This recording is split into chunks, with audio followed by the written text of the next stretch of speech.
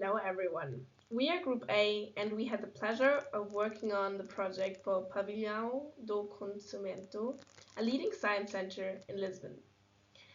Our goal was to find the most effective ways to engage 16 to 25-year-olds by developing innovative formats that align with the center's mission and values.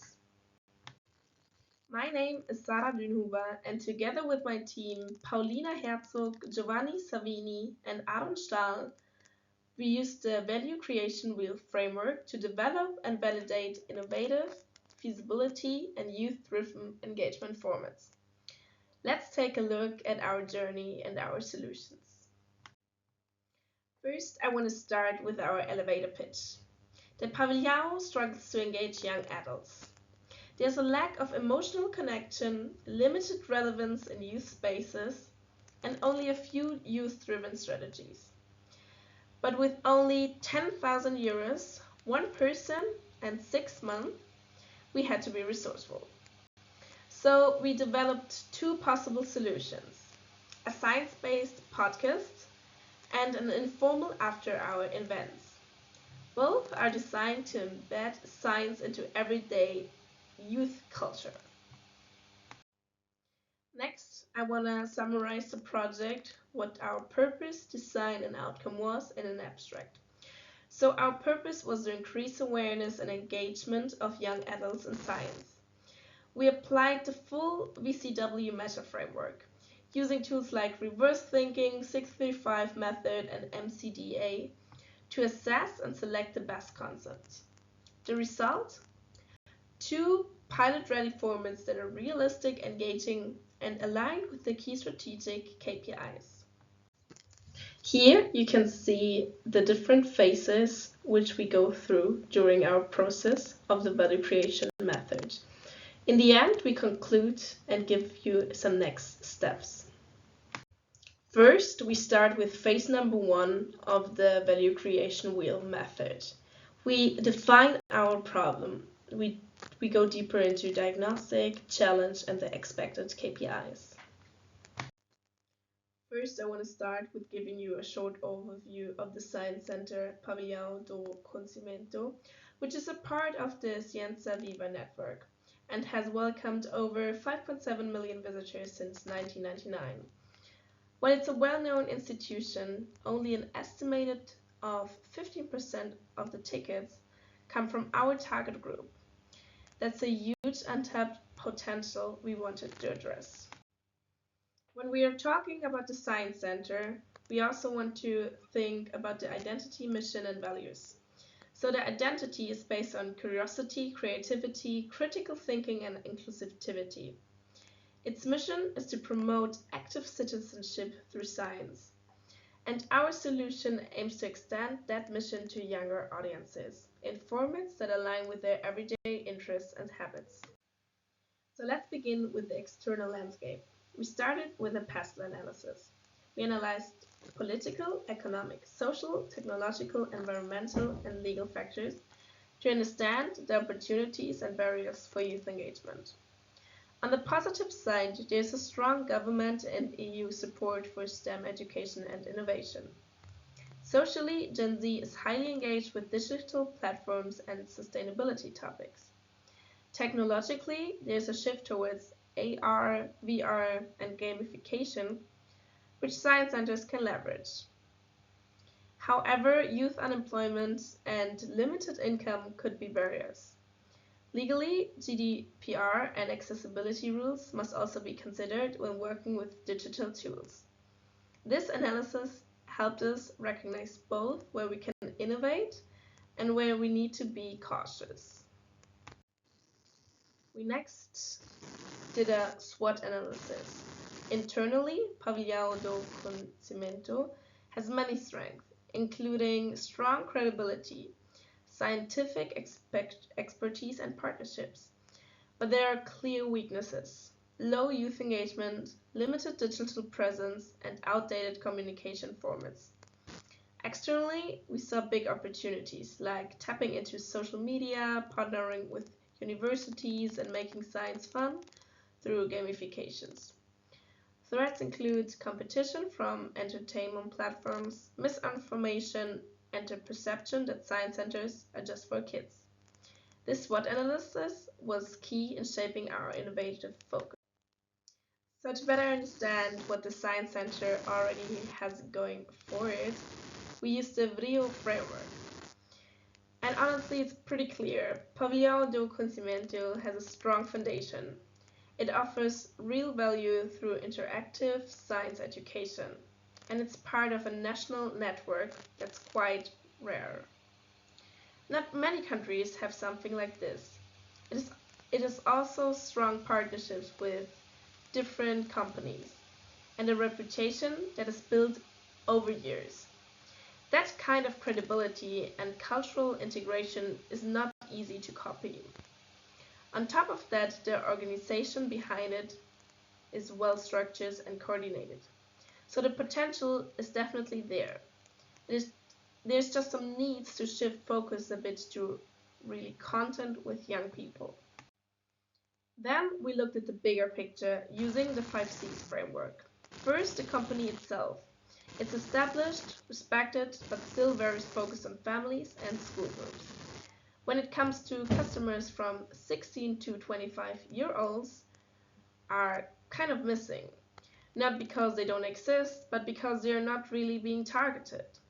So the good news is there's already a strong network of collaborations like school, universities, science institutions, which could be used much more strategically to reach this age group. We also considered competitors, which I'll get to in a second. And of course, the context. Gen Z expected things to be digital, informal, and relevant. They're looking for meaning, but they want it in formats that feel natural to them. When we compare the science centers to other places in Lisbon, it becomes even more clear. The Ozinzaro is massive, over 1 million visitors a year, but it mainly targets tourists and families. MAD is doing something interesting. It's creative, modern, and a lot more appealing for younger people. The Natural History Museum and the Planetarium are great, but again, there's more about school visits. So Pavilhão do Conhecimento is in a strong position, but right now it's not really standing out to young adults. And that's where we saw the gap. No one is really owning the space of science as part of youth lifestyle. That's the space we want to fill. To understand why young people aren't engaging with the Science Center, we used a cause and effect analysis. We found 4 key reasons. First, there's no emotional connection. The current offer doesn't reflect Gen Z's value or interest. Second, youth are not involved in designing activities, so it doesn't feel like it's for them. Third, the brand lacks relevance. It's not visible in youth spaces or online platforms. And fourth, there's simply no presence where young people are, like on TikTok or through youth events. These root causes help us define where the biggest gaps are and what our solutions needed to solve. To dig deeper, we applied the 5 whys method to find the root cause. Why don't young adults engage? Because they don't feel the center is for them. Why? Because communication and content are focused on families and children. Why? Because the center never developed a specific strategy for youth. It became clear. There's no emotional connection, no tailored offer, and no space for youth input. This is what we had to change. Together with our KDM, we defined the challenge to reposition the Science Center as a space that feels modern, interactive, and welcoming to young adults. We deliberately focus not on profit, but on impact and long-term relevance. So our research question is, how can Pavilhão do Conhecimento engage 16 to 25-year-olds in their activities? We were working with 3 main constraints, known as the 3 M's. 1 team member to implement the idea, 6 months time, and a 10,000 euros budget. Despite that, we were highly motivated, 10 out of 10. That energy helped us stay focused on ideas that are creative but also feasible within our limits. Let's start with our general KPIs. These are all about the immediate results after events or episodes. We'll track how many 16 to 25-year-olds actually attend or tune in, how satisfied they are based on quick feedback surveys, and how many of them came back for a second event or episode. We also want to see if there's an actual involvement, like co-created activities or youth-led ideas, because that shows deeper engagement, not just passive attendance. Next, we analyzed how the social media presence is now. And especially on Instagram and Facebook, there's more promotional content with very little interaction. And also, engagement from young people is very low, and the formats aren't really made for their habits. That's why we saw a big opportunity to make the channels more youth-driven and interactive. So, from this analysis, we conducted some KPIs.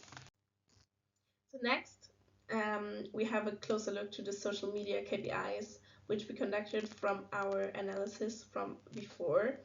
So we have different social media platforms, and therefore we have different goals which we want to achieve throughout the times for every single social media platform. For example, for Instagram, we want to track such as something like likes, shares, saves, as well as the average reach per post. But we also want to measure things like how many new followers we gain over time and how many videos or behind the scenes clip we manage to publish. And this helps us to see what formats are working and which ones maybe aren't connecting as much. And finally, our long-term KPIs. We are aware that our project only lasts for 6 months. But of course, to be successful, we also want to be successful after those 6 months. So that's why we set those long-term goals, which help us to understand whether the strategy is actually shifting perception over time. So we want to see an increase in how positively young people view the Science Center, whether they associate it with relevance, community, and fun. Also, we'll look at the number of organic mentions, for example, in student media or on their own social media channels, because that shows they are not just participating but also spreading the word. And most importantly, we want to see sustainable impact. So if more youth-led events and repeat visits start happening naturally, we'll know we're on the right track. And of course, we involved key stakeholders across all our value creation wheel phases. The KDM supported key decisions, while young adults gave feedback on co-created ideas. The leadership team helped align the project with the center strategy and youth ambassadors, supporting testing and outreach. With clear KPIs and all stakeholders on board, we now enter phase 2, the increase phase, where we rapidly grow our pool of ideas, brainstorm clear decision criteria, and purify the most promising concepts for our project. To generate a large pool of ideas, we mix primary research with 8 in-depth interviews, 6 3-5 brainwriting, and solo mind mapping with secondary research like best practice scans, social media tracking, and AI brainstorming. And this combination allowed us to get information about motivations of young people and market evidence, ensuring that we can have a large pool of ideas and filters in the end that might be suitable for our challenge. So each interview followed a simple and structured path, starting with the background, dive into internal motivations, then ask about communication habits and decision drivers for choosing activities, and then final ideas for improvements and preferred experiences. And the flow kept the conversations natural while still covering every insight we needed for our ideation. So we got clear insights of our interviews.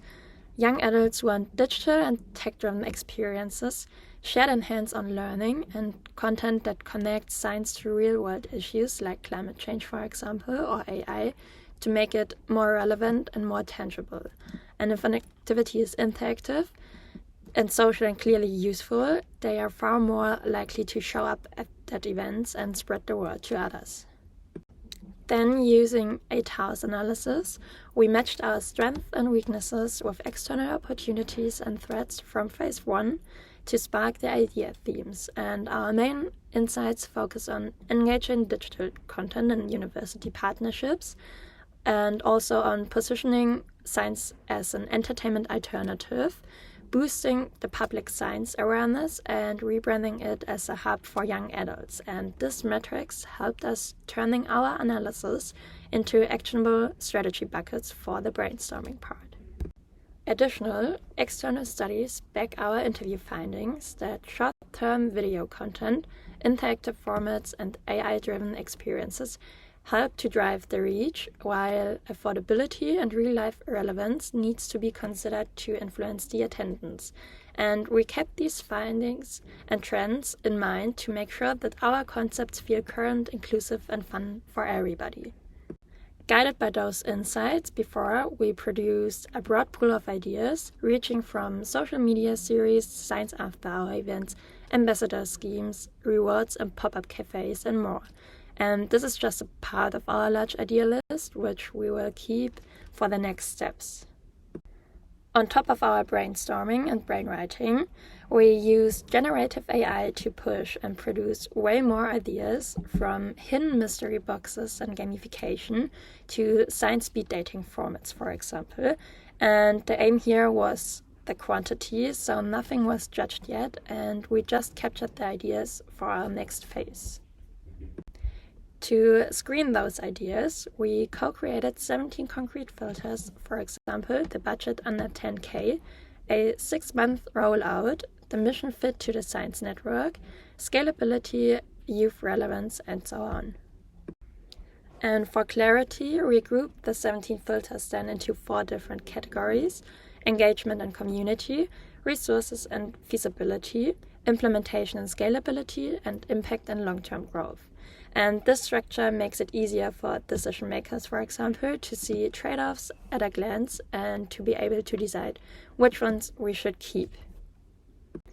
We then use the poker method. So first everyone scores ideas privately, then we flip the cards, debate outliers, and tag each item with keep, kill, multiply, or review. And it helps us to decide on the most relevant and effective ideas and filters to keep for the further process. So here you can see the tags we made in our group. Social media content, discount days, and live demonstrations are, for example, in the keep section.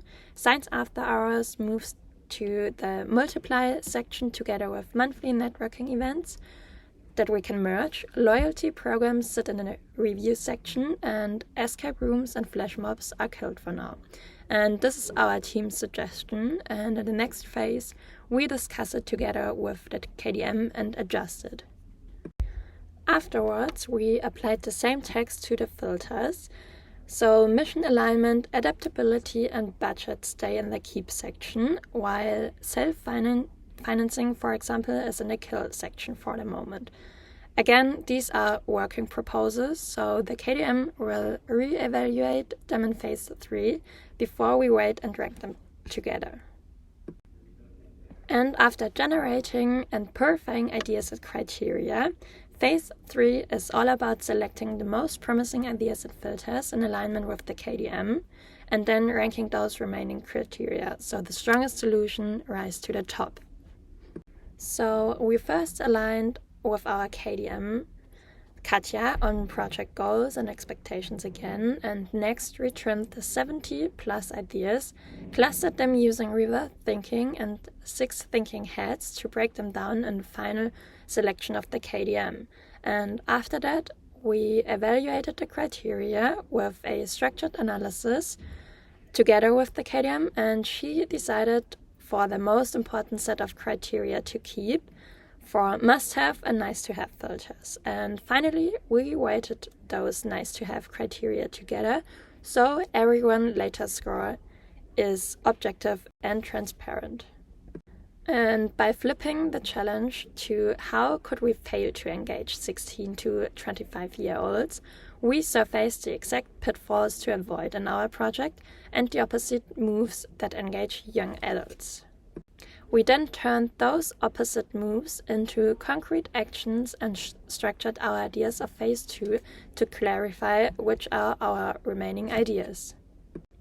Additionally, using the fixed thinking heads, we stress tested ideas from emotion, facts, creativity, advantage, planning and risk to ensure that nothing important was missed. And together with the KDM, we kept high-impact, low-cost ideas, such as social media series, student discounts, and life science demonstrations, for example, and costly or low social engagement concepts like escape rooms or avatar apps were dropped out. We then had our final shortlist of 41 remaining ideas, ranging from university ambassador programs to science after hour events, and also identified with the KDM the most promising ideas you can see here in the slide to solve our challenge.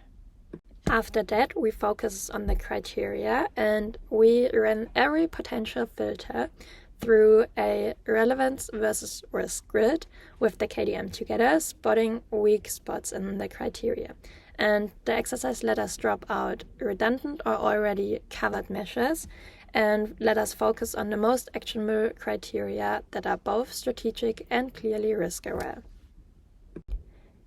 Then, using the same poker method again with the KDM, we shortened the list for the criteria. For example, trust building, budget fit, and scalability stayed as non-negotiable next to 6 other conditions we keep. And a few items like ease of implementation moved to the review part, as they are considered as nice-to-have filters rather than must-have filters. The KDM confirmed 9 hard killer criteria that every idea must satisfy or fulfill to come to the next stage, and of those, the application time and budget alignment are seen as the most important ones according to the KDM because it is included in our 4Ms, making them the last gates in our scoring model ranked by the bottom-up principle. So, taking a deeper look at some of the must-have criteria, building trust is the entry ticket, and without it, young adults won't even show up, and it helps to boost the word-of-mouth distribution of our initiatives. And real-world relevance and accessibility then turn that trust into impact, widening reach and attracting potential visitors and boost engagement of young adults. Additional to the 9 must-have criteria, 3 bonus filters were identified and weighted in alignment with the KDM.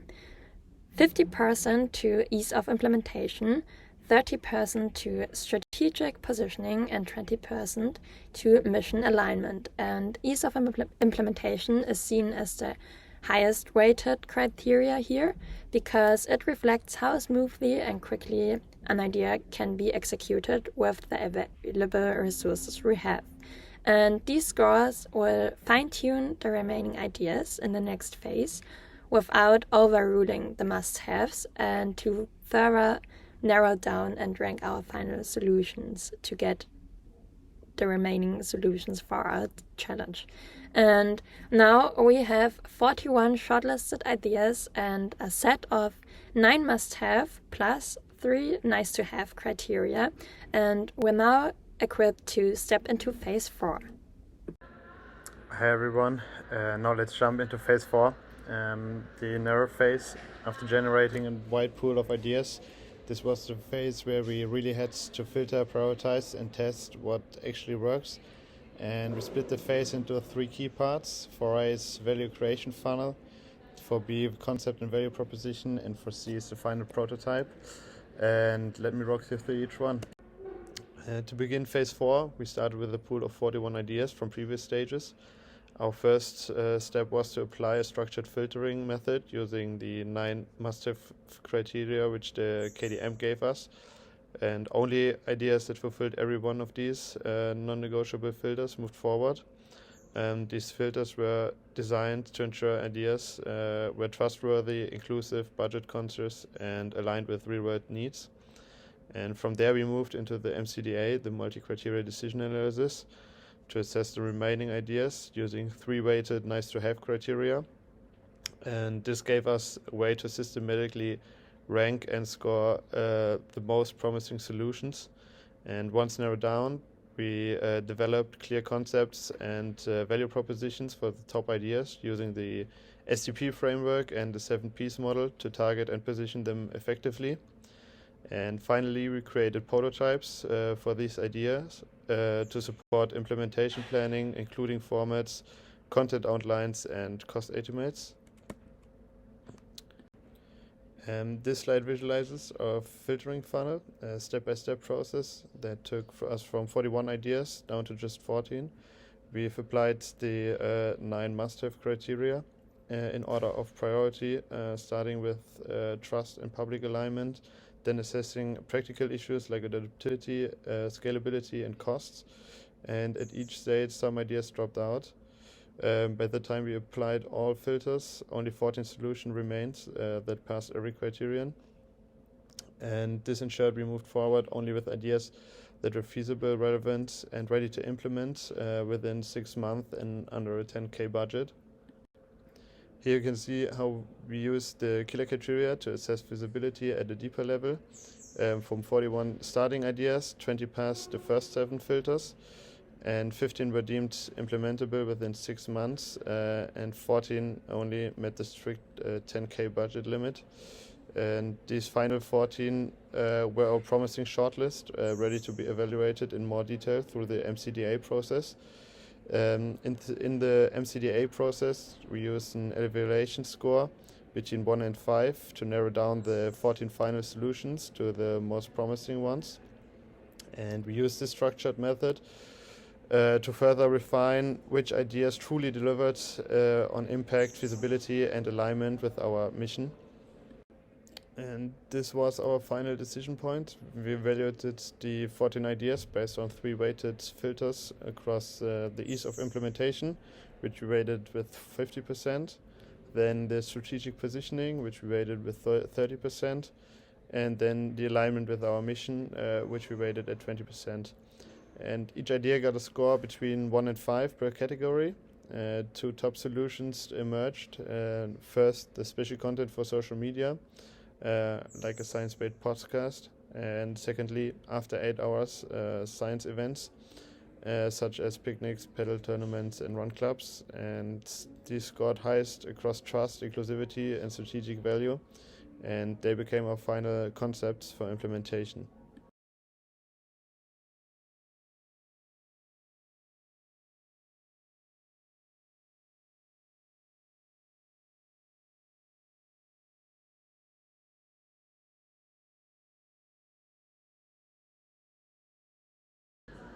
As part of our concept development, we first looked at the existing audience for the Science Center, and we had these 3 key angles. And demographically, most groups like children, families, and seniors are well engaged, but the 18 to 25-year-old group stands out as strategically important, yet under-reserved.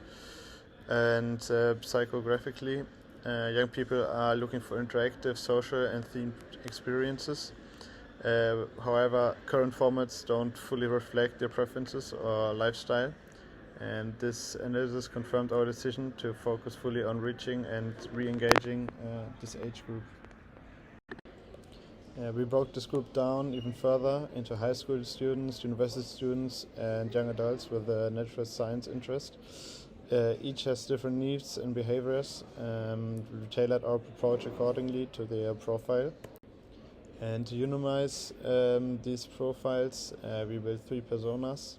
Beatrice, who's 17, loves hands-on activities and hates boring lessons. And Joao, who's 22, and is a STEM nerd who wants deep intellectual challenges. And Marta, who's an eco-conscious content creator who's looking for meaning and impact. And these 3 personas helped us design our solution around real people. And we also looked at what's needed to change in the way science is communicated. We eliminated outdated academic styles and replaced them with relevant, informal and socially engaging formats. The goal make science part of young people's everyday lives and not a separate world. And we positioned our offer as a lifestyle integrated science experience, fun, relatable, tailored to the needs of young adults. Not just education, but cultural connection, community and meaningful content.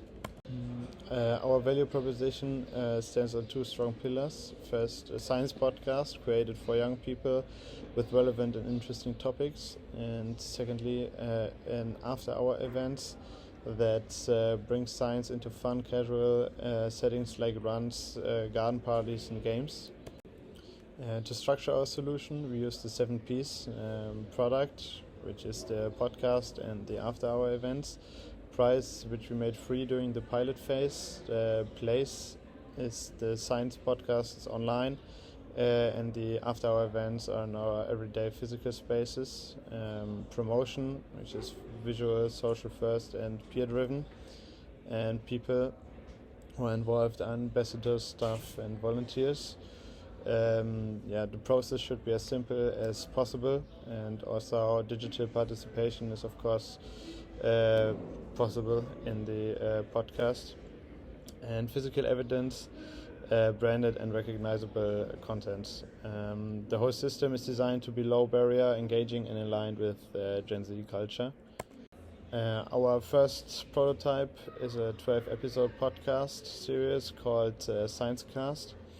The topics are chosen via Instagram polls. The hosts are young and themes covering real-world challenges like AI, climate or health. And it's going to be distributed via Spotify, Instagram, YouTube, Facebook, Apple Music. And this allows us to meet the audience exactly where they are on their phone. Our second prototype is a series of informal after-hours events designed to spark curiosity and build community around the Science Center. First, we have paddle tournaments that blend social play with light science-themed interactions. And we have a run club and garden parties with live music, chill vibes, and bite-sized science moments. These events aren't formal lessons. They are about making the science centers visible, approachable, and relevant, showing that science belongs in everyday spaces and conversations. We planned our pilot phase to be cost-efficient and flexible. By renting equipment and using shared resources, we kept costs low. The podcast is going to be 575 euros per episode. The paddle tournament, 207 euros per tournament, and the run club 43 per event, the garden party 300 as well per session. And this allows us to launch quickly, learn from feedback, and scale smart if the pilot goes well. Phase 5 is all about execution. We apply the VCW method to bring our solutions to life through 3 case steps: defining the resources and the business model, testing and evaluating KPIs, and finally ensuring proper implementation and control to support long-term success. In this final phase, we focused on the practical implementation of our selected solutions. We started with the 3 M's to define the case sources, timing, and people involved. Then we did develop the business model canvas and tailored marketing plan to ensure visibility, adoption, and impact. We conducted an initial KPI evaluation to monitor progress and identify what really matters for achieving our goals. Next, we addressed the project execution control, involving stakeholders to refine the implementation path. Finally, we reflected on future implication, gathering key lessons to support long-term scale-up and integration of the initiative. This slide illustrates the stakeholder involvement structure designed to support the implementation phase of our project. At the core lies the project coordinator, a multitasked figure responsible for overseeing the pilot rollout and ensuring operational coherence. Surrounding this central role is the intermediate circle, which includes actors with active and continuous engagement. These stakeholders contribute not only through operational support but also via co-creation and direct alignment with project objectives. The outer circle comprises stakeholders with strategic or advisory function. Their involvement is crucial for providing institutional legitimacy, resources, and expert guidance. This three-tiered structure enables a balance between strategic leaderships and participatory governance, ensuring that the project is not only efficiently executed but also contextually grounded and scalable. We provide here an overview of the costs associated with the pilot initiatives planned between June and November. The project is structured around two main streams. Specifically, Sciencecast includes 12 episodes with a total cost of 6,900, expected to reach approximately 3,600 listeners. The in-person events are more cost-effective while fostering direct community engagement.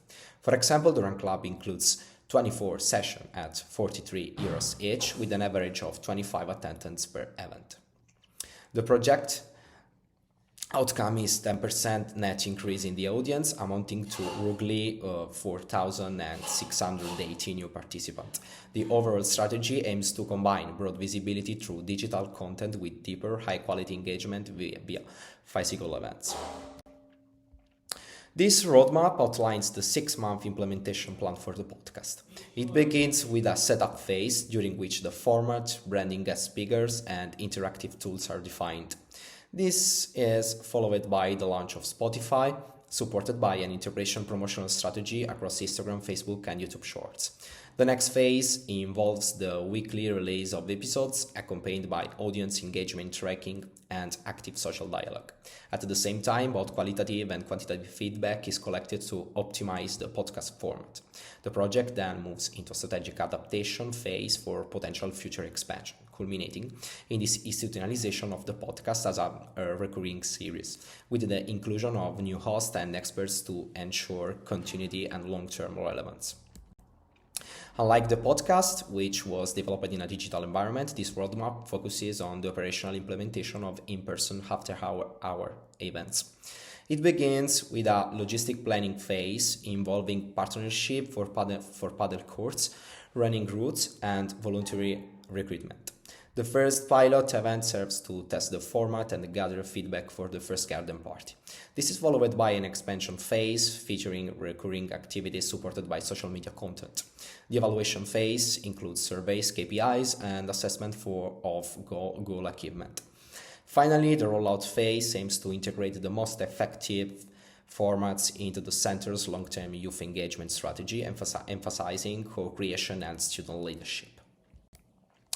The business model canvas provides a structured summary of the project, which aims to build an activity youth community around science by integrating digital content and social events. Key partners include external actors who offer operational resources, territorial visibility, and institutional legitimacy. Key activities are based on participatory models typical of youth science outreach. Key resources, mainly intangible and human, reflect a model focused on social rather than financial value. The value proposition is an experimental offering that blends science, creativity, and digital culture, promoting peer-to-peer learning in an informal and inclusive setting. Customer relationships follow a peer-led approach through youth ambassadors, social media interaction, and structured feedback loops. Channels include social platforms, in-person events, and Science Viva institutional networks, relying on organic visibility and word of mouth. The main customer segment comprises young people aged 16 to 25 in the Lisbon area, with secondary segments including university students, creatives, and STEAM enthusiasts.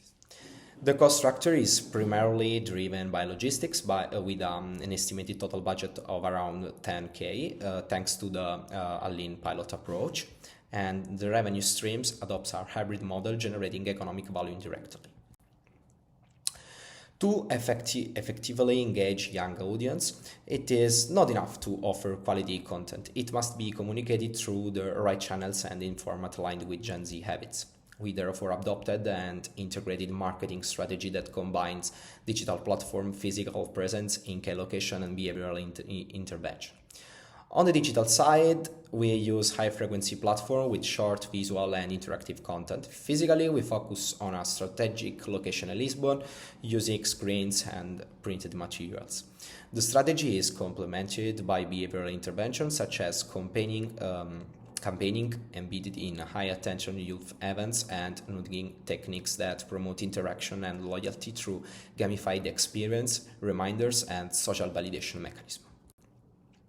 In the context of our project, the definition and evaluation of KPIs respond to the need to implement a monitoring framework aligned with an evidence-based logic and oriented toward interactive improvement.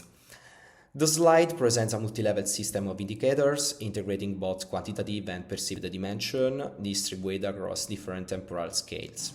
We adopted a functional classification of KPIs based on their frequency and the strategic role. Real-time and periodic indicators are used for immediate operational control and adjustment, while short and long-term KPIs provide a more robust view of overall performance and the sustainability of the engagement.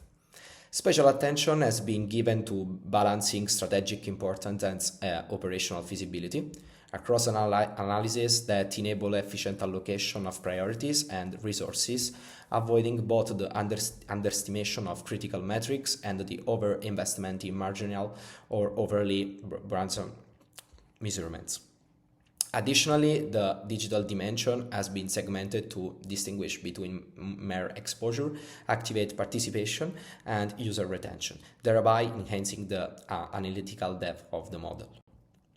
To assess not only the measurable impact but also the perceived quality of the project, we collected direct feedback from the involved stakeholders. Participants highlighted how the format successfully makes science more accessible and culturally relevant by integrating it into social and informal settings. The podcast was particularly valued as a tool for authentic communication, while the garden parties and the rank lab were seen as having strong potential to foster meaningful conversation.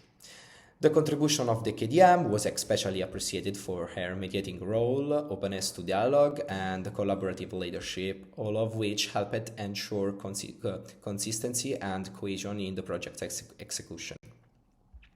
Looking ahead, this roadmap outlines the key steps for evolving the pilot project into a structured and a long-lasting solution.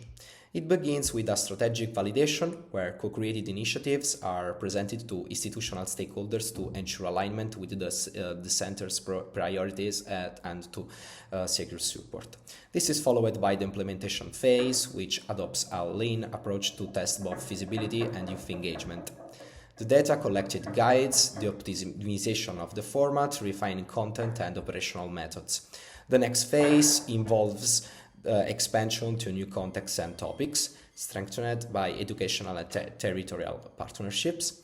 The final objective is institutionalization, integrating the most effective practice into the center's core program, supported by a long-term planning and a continuous improvement cycle. In a context where innovation increasingly demands tools that are both structured and flexible, we have identified the key theoretical implication of the VCW framework, both within and beyond its direct application. Outside the VCW, the framework stands a meaningful contribution to innovation theory, demonstrating how creativity can be channeled and systematically to tackle complex, multi-level challenges. It also intersects with decision theory, illustrating how structured approaches can help mitigate cognitive biases and improve decision quality. Moreover, it incorporates diverse analytical perspectives from SWOT to MCDA, enabling strategic alignment within solution, target groups, and organizational objectives. Within VCW, the theoretical value emerges across the three main dimensions. First, the ability to dynamically integrate qualitative input with quantitative tools such as MCDA. Second, the adaptability of the framework, which allows it to be applied across domains and sectors. And finally, a stakeholder-centered innovation logic, where user contributions are not just a starting point, but a continuous source of validation throughout the innovation cycle. After months of collaboration work, we have reached the tangible results that go well beyond the exploratory phase. The project has produced clear, immediately, and actionable outputs accompanied by relevant managerial implications for the future of the Science Center. On one hand, we validated the 2 engagement formats and developed an implementation plan ready for the deployment, including timelines, roles, communication strategy, and the cost estimates. On the other hand, the managerial implications are both strong and scalable. These new formats enable a rethinking of how science is communicated to a young audience. The adoption of a youth co-creation approach emerges as a best practice to institutionalize, and the modular project structure allows for easy replication in other centers or national level initiatives. Finally, the central role of KPIs reinforces a logic of continuous learning, which is essential for a long-term improvement. During the implementation of VCW, 6K dimension emerged that refined our design approach. Cognitive openness encouraged creative and youth-relevant solutions, while collaborative alignment strengthened cohesion and shared objectives. Critical reflections allowed us to question initial assumptions, enhancing the design flexibility. The continuous involvement of the KDM ensured the strategic coherence and efficiency. Integrative decision-making valued diverse contribution, leading to sustainable outcomes. And finally, the ecosystem inside situated the project within a broader network, reinforcing its scalability and system impact. So, with this slide, we wrap up a structured and impactful journey. The final solution, Science Podcast and the after-hour events, proved to be effective, feasible within 6 months, and fully aligned with both institutional goals and youth interest. The mix of digital and social formats makes science more accessible and relevant. So, next steps: scaling, institutionalizing, youth co-creation, and continuously improving through KPIs. I'd like to conclude by thanking everyone for the attention, our KDM for her valuable support, and my team for the commitment, creativity, and synergy that made of all of this possible. Now let's take a short look in the appendix on using AI in the project and the AI prompt of the VCW. And we ran in the end the full VCW prompt through ChatGPT to test our own thinking, and the model independently surfaced 20 fresh ideas and a filter set which nearly overlaps our 9 must-have filters. And the interesting difference was that the AI put heavier emphasis on mobile pop-ups and peer-to-peer sharing, highlighting some urban visibility angles that we hadn't prioritized. So we clearly see that the AI created valuable new ideas and some filters that would have been suitable for our project. And after scoring the ideas and evaluating them with the selected criteria, we see that the model really adds a point, and it is gamification twist and a clear KPI track that matches our monitoring plan.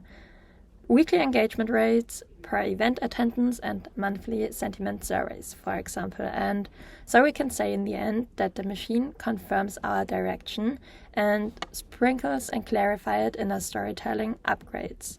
And our clear takeaway is the following: that AI can act as an extra pair of rapid ideation, and it can help to stress test the value creation wheel and refine the concepts.